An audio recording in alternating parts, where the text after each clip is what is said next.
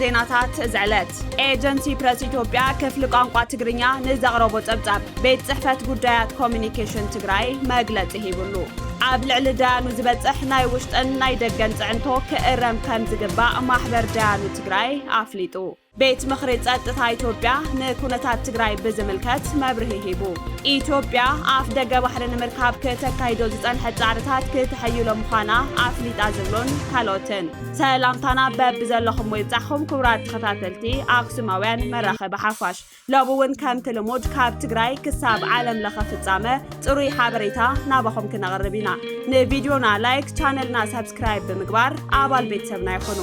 ኣክሱማውያን መራኸቢ ሓፋሽ ንቕሓት ነቕድም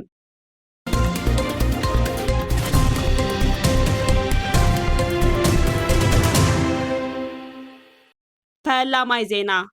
እዋናዊ መግለጺ ቤት ጽሕፈት ጉዳያት ኮሚኒኬሽን ትግራይ ኤጀንሲ ፕረስ ኢትዮጵያ ክፍሊ ቋንቋ ትግርኛ ሎሚ ዕለት 1 ሚያዝያ ኣብ ዘቃልሖ ዜና ክልተ ዞባታት ኣምሓራ ዘራኽብ ፕሮጀክት መንገዲ ጎንደር ሕሞራ ይጽገን ምህላው ብምግላጽ ሕሞራ ኣካል ክልል ኣምሓራ ገይሩ ብምቕራብ ሕገ መንግስታዊ ጥሕሰት ዘለዎ ዜና ሒዙ ወፂኡሎ እዚ ተግባር ተራ ጸብጻብ ዜና ዘይኮነስ ኮነ ተባሂሉ ሕገ መንግስታዊ ግዝኣት ትግራይ ንክልል ኣምሓራ ኣሕሊፉ ብምሃብ ቅሉዕ ሕገ መንግስታዊ ጥሕሰት ፈጺሙሎ እዚ ሓላፍነት ዝጎደሎ ተግባር ንውዕሊ ፕሪቶርያ እውን ብቐጥታ ዝጻባእ ተቐባልነት ዘይብሉ ስለ ዝኾነ ብህጹጽ ክእረም ኣለዎ ኤጀንሲ ፕረስ ኢትዮጵያ ክፍሊ ቋንቋ ትግርኛ ንዘቕረቦ ሓላፍነት ዝጎደሎ ተንኳሳይ ጸብጻብ ዜና ብህጹጽ ክእርሞን ኣብ ልዕሊ ነዚ ዜና ዘዳለዉ ኣካላት ስጉምቲ ክወስድን እናሓበርና መንግስቲ ፌደራል እውን ኣብ ልዕሊ ከምዚ ዓይነት ሕገ መንግስታዊ ጥሕሰት ዝፈጽሙ ትካላት ሕጋዊ ስጉምቲ ንክወስደሎም ንጽውዕ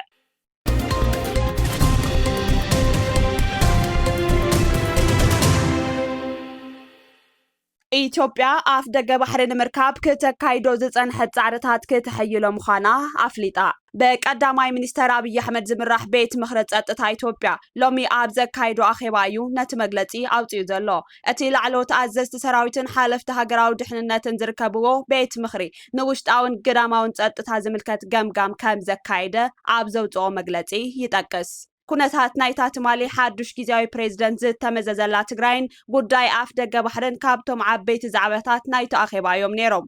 ናይ ኢትዮጵያ ኣፍ ደገ ባሕሪ ናይ ምርካብ መሰል ንምርግጋጽ ዲፕሎማሲያዊ ሕጋውን ሰላማውን መንገድታት መሰረት ብምግባር ዝተጀመረ ስራሕ በቲ ዝተጀመረው ረስኒ ክቕጽል ዘኽእል መምርሒ ከም ዝተወሰነሉ እቲ ብረቡዕ ዝወፀ መግለጺ ናይቲ ቤት ምኽሪ የመልክት ናይ ኢትዮጵያ ዓለም ለኻዊ ተሰማዕነት ዘዕቢ ዲፕሎማሲያዊ ፍረ እናወሰኸ መጽኢሎ ብምባል ድማ እቲ ሃገር ንዞባዊ ርግኣትን ሰላምን ክትሰርሕ ምዃና ይእምት ኢትዮጵያ ኣፍ ደገ ባሕሪ ንምርካብ ከተካይዶ ዝጸንሐት ፈተነታት ክትህቦም ዝጸንሐት መግለጽታትን ዲፕሎማሲያዊ ምትፍናንን ወጥርን ምስዓቡ ከም ዘሎ ይፍለጥ ኣብ ዝሓለፈ ዓመት ኣብ ገምገም ወሽመጥ ዓደን ወደብን ወተሃደራዊ ማዕስከርን ክትረክብ ዘኽእላ ሰነድ ምርድዳእ ምስ ሶማሊላንድ ምፍራባ ነቲ ኣብ መቃዲሾ ዝርከብ መንግስቲ ከም ዘጥቅዖ ይዝከር እቲ ሓያል ተቃውሞ ዝገጠሞ ስምምዕ ንሉዓላውነት ሶማልያ ዝዳፈር ዝበለት ግብፂ ንሞቃዲሾ ንምድጋፍ ወተሃደራዊ ስምምዕ ክትፈርም ኣገዲዱ እዩ ኣብ ወርሒ ጥቅምቲ ኣብ ሞንጎ ኤርትራ ግብፅን ሶማልያን ዝተፈረመ ስሉሳዊ ስምምዕ ኣስመራ እውን ንጥሙሕ ድሌታት ኢትዮጵያ ንምክታእ ዝዓለመ ምንባሩ ይፍለጥ በሰንኩ ድማ ኣብ ሞንጎ ክልቲአን ዝነበረ ዝምድና ናብ ዝኸፍአ ደረጃ ወሪዱ ነይሩ ብሞንጎኝነት ቱርኪ ኣብ ዝተበጽሐ ስምምዕ ኣንካራ እዩ ናብ ንቡር ናይ ምምላስ ኣንፈት ከሬ ጀሚሩ ኤርትራ በወገና ብዛዕባ ኣፍ ደገ ቀይሕ ባሕሪ ከቐርብ ንጸንሐ መግለጽታት ሙግትን ኢትዮጵያ ክትቃወም ጸኒሓ እያ እቲ ጉዳይ ነቲ እናሓርፈፈ ዝመጸ ዝነበረ ኣብ ሞንጎ ክልቲአን ሃገራት ዘሎ ዲፕሎማሲያዊ ዝምድና ናብ ዳርባ ቃላትን ወጥርን ከምርሕ ገይርዎ ኣሎ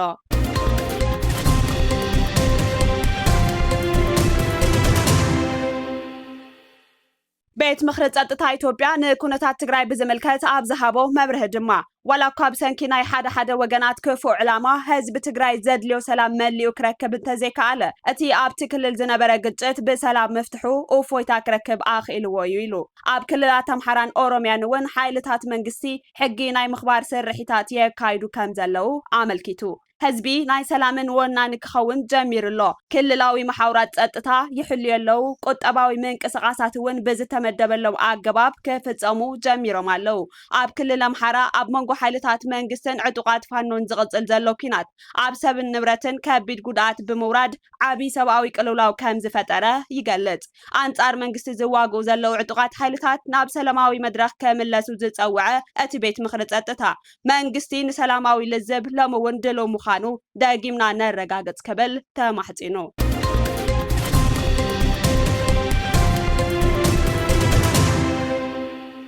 ነቲ ተጨዊው ዝጸንሐ መሪሕነት ክቃላዕ መንእሰይ ሓሳቡ ክገልጽ ምጅማር ሚድያታት ብነጻነት ክሰርሓ ከም ዝኽእላ ምርኣይ መሪሕነት ጌታቸው ረዳ ካብ ዘርአዮም ኣንፈታት ተጠቀስቲ ከም ዝኾኑ ተገሊጹ። ዝርዝሩ ከም ዝስዕብ ክቐርብ እዩ።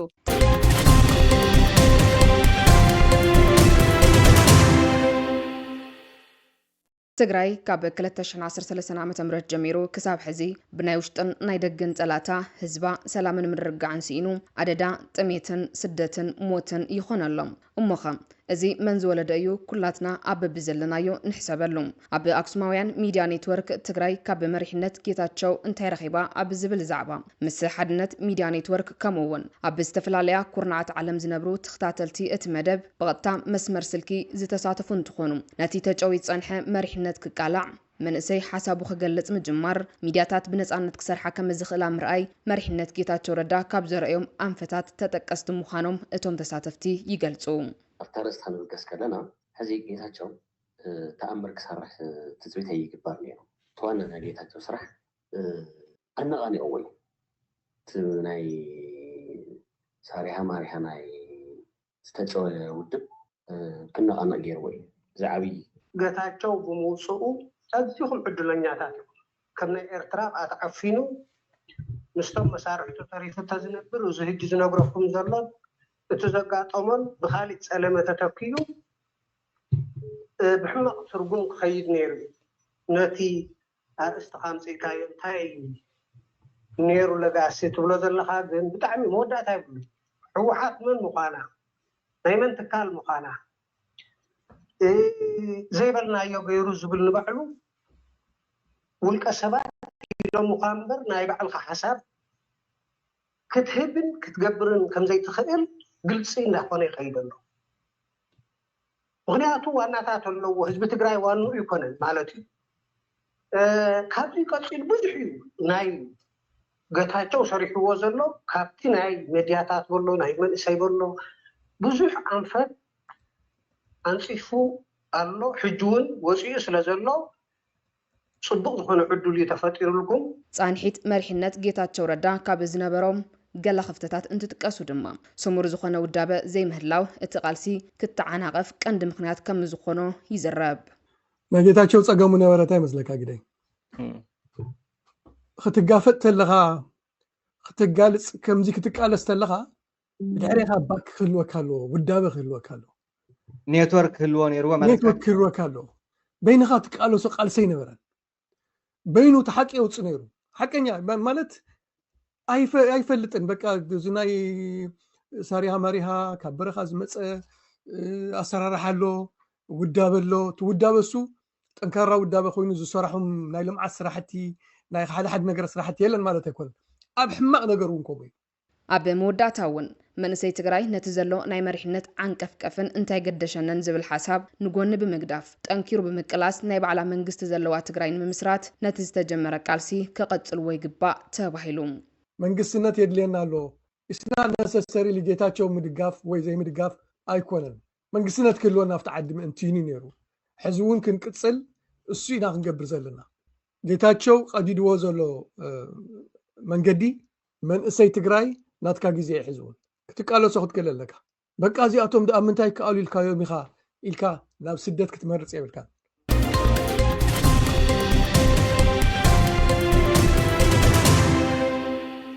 ካብ ማሕበር ዳያኑ ትግራይ ዝተውሃበ መግለጺ ከም ዝፍለጥ ቤት ፍርዲ ሳልሳይ ኣካል መንግስቲ ኮይኑ ብሕገ መንግስቲ ዝተጣየሸ ናጻን ገለልተኛን ኣካል መንግስቲ እዩ እዚ ድማ ኣብ ዝተመሓየሸ ሕገ መንግስቲ ክልል ትግራይ ኣዋጅ ቁጽሪ 45 እዝባር 1994 ኣብ ዓንቀጽ 62 እዝባር 1 ነጻ ኣካል ዳይነት እቲ ብሄራዊ ክልል በዚ ሕገ መንግስቲ እዚ ተጣይሽሎ ብዝብል ተቐሚጡ እዩ በዚ መሰረት ድማ ቤት ፍርዲ ንዝሓለፉ ብርክት ዝበሉ ዓማውቲ ኣብ ትግራይ ፍትሒ ክረጋገጽ ናይ ባዕሉ ዘይናዓገደ ኣበርኪቱ እዩ ኣብዚ ሕዚ እዋን እውን ብፍላይ ድሕሪ ውዕሊ ፕሪቶርያ ቤት ፍርዲ ስሩዕ ግልጋሎት ኣብ መሃብ ይርከብ ብመሰረት ሕገ መንግስቲ ኣዋጅ ቁጽሪ 45 እዝባር 1994 ኣብ ዓንቀጽ 64 እዝባር 23 ኣብ ኩሉ ብርኪ ዝርከብ ኣካል ዳይነት ካብ ጽዕንቶ ዝኾነ መንግስታዊ ኣካልን በዓል ስልጣንን ናጻ እዩ ዳያኑ ተግባራት ዳይነቶም ብምሉእ ነጻነቶም